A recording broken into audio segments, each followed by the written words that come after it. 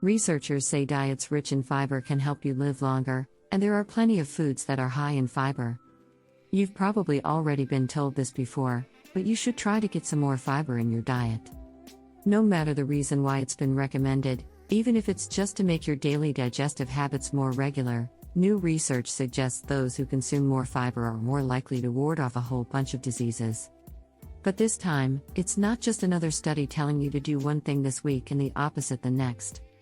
This research involved 40 years' worth of information and the World Health Organization, the collective global unit dedicated to making sure we don't suffer or die prematurely from preventable conditions. The study looked at past research and found there's at least one common thread among those who have diets that incorporate more fiber: they're more likely to live longer and avoid common diseases in the process. The researchers examined what's been studied and found regarding health outcomes in populations with low to higher than average fiber consumption. The study, published earlier this week in The Lancet, was a meta-analysis of virtually all studies available in major research databases, and some searched by hand, totaling more than 135 million person-years of data. It came from 185 prospective studies and 58 clinical trials with 4,635 adult participants. Overall, the research over the years pointed to one thing: the population at large is better off consuming more fiber, as it reduces the risk of chronic diseases that are affecting humans en masse. Those include deaths from any cause and incidences of preventable diseases, such as coronary heart disease, stroke, type 2 diabetes, and colorectal cancer. How much and what you should eat? Particularly, researchers found that consuming 25 to 29 grams of fiber a day is ideal. Considering there's about 5.5 grams of fiber in your average-sized pear and 10 grams in a cup of avocado, that might not seem like a lot. Or a lot if you dislike those foods. But there are plenty of different high-fiber foods you can incorporate into various parts of your diet. They include fruits such as bananas, apples, and strawberries, as well as vegetables like carrots, beets, and artichokes. There's also lentils, kidney beans, oats, and sweet potatoes. Even a bowl of popcorn and a few handfuls of almonds while binging Netflix can help you fiber load. But just go easy on the salt and butter. It's these little changes that make a big difference. In essence, we'd all be a little better off with more fiber in our diets. Or, as the study authors concluded, implementation of recommendations to increase dietary fiber intake and to replace refined grains with whole grains is expected to benefit human health.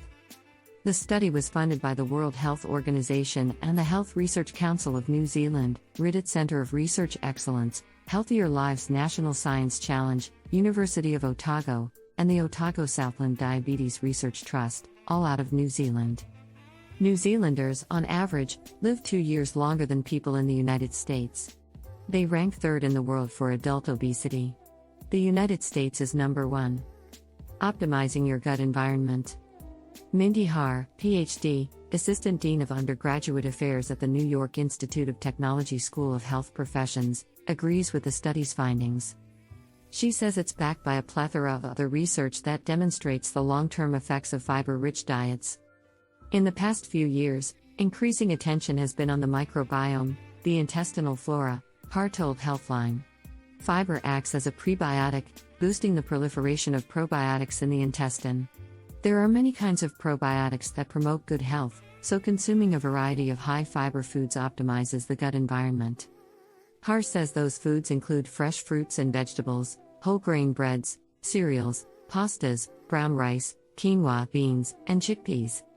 If the study's findings suddenly inspire you to start binging fiber, Catherine Brennan, a registered dietitian nutritionist who writes for feelingfullnutrition.com, would like you to know a few things. The first is to think twice before reaching for fiber supplements. The recent study purposely didn't include them in their research. Fiber is naturally abundant in nutritious foods, which trumps supplements every time, Brennan told Healthline. Some studies have found that fibers found in food can be more beneficial than supplements, such as helping us feel satiated and satisfied after a meal. If you're going to start adding fiber to your diet, Brennan recommends doing it gradually and with plenty of water. Fiber works as a sponge as it digests, so it needs more water to pass through smoothly.